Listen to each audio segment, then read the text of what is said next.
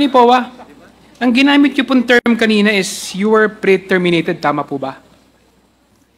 Yes, Mr. Chair. Gusto lang po namin malaman kung kayo po ba yung nag-resign or tinanggal sa OVP? Nag-ano po kami, nagkaroon kami ng pag-uusap prior to the previous hearing. It was really a mutual decision, Your Honor. What do you mean mutual po? Tinanggal ka po ba o nag-resign ka? Nag-decide po kaming mutually kasi nag-express po ako na hindi ko kayang i-fulfill yung obligations ng contract as a spokesperson because to be honest with you, since I'm also a resource person here, I found it very difficult for me to go on media and be interviewed on the same matter kasi nawawala yung objectivity because I'm also part of the hearing as a resource person. So, sinabi ko po yun na I don't think I am capable of really fulfilling the contract. Naintindihan naman po ako, so we mutually decided na i-pre-terminate na po. Kasi ang contract ko po ay dapat hanggang December of this year. So, pin-re-terminate na lang po namin yung kontrata po. Kanino po kayo nagpaalam? Sa ating Vice President po. Naging mutual po ba yung decision na ito? Or I would like to think so, Your Honor, to be honest. Kasi ako naman, very forthright ako. Nagsabi ako ng difficulties that I'm encountering. Medically, I'm affected. But also, beyond that, it's really hindi ko ma-fulfill yung trabaho ko. Hindi ako makapagpa-interview. Hindi dahil sa ayaw ko. Pero I think it would be inappropriate. For example, if I'm asked about the proceedings, I would rather answer questions here rather than in the media, especially if it's a comment by a member of the committee. I think it would be inappropriate for me to comment through the media.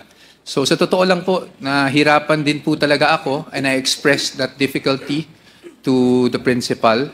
At I'd like to think that she really understood naman po at that's why nag-agree kami to pre-terminate. So I sent in my notice to pre-terminate the contract and wala naman pong naging problema. bakit po kayo nahihirapan? Nahihirapan po ba kayo dahil nahihirapan kayo ipagtanggol siya o meron po bang inuutos sa inyo na... Hindi naman po, Mr. Chair, sorry. Hindi naman po. It's really, try ko pong i-explain. It's for example, meron pong interview regarding the proceedings here.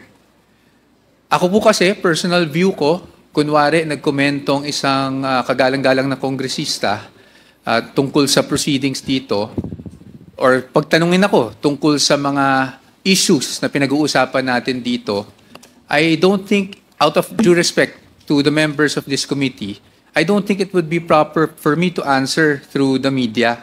Tapos magkakaharap tayo dito, tapos either ulitin ko lang ulit yung sinabi ko. I would rather answer the questions here as a resource person, and I don't know if it's something that the committee would appreciate where I'm coming from, but sa totoo lang po, nahirapan ako magpa-interview. Kaya po kung mapapansin nyo, hindi ako nagpa-interview since nagsimula po yung itong committee na to.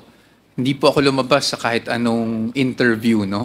That was my difficulty personally. One more question, Mr. Chair. May mga inutos po ba sa inyo na nahihirapan kayo sundin kaya kayo nag-resign?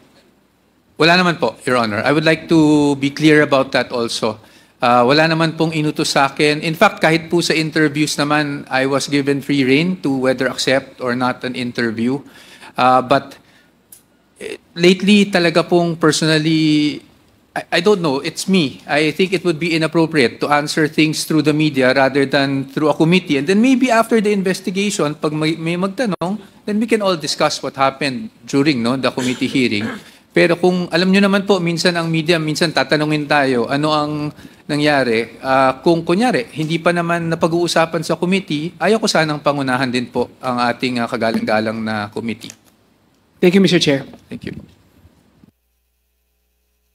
Chair, for recognition. Yes. For recognition lang, ma'am. Yes, Comsec. Yes, thank you, sir.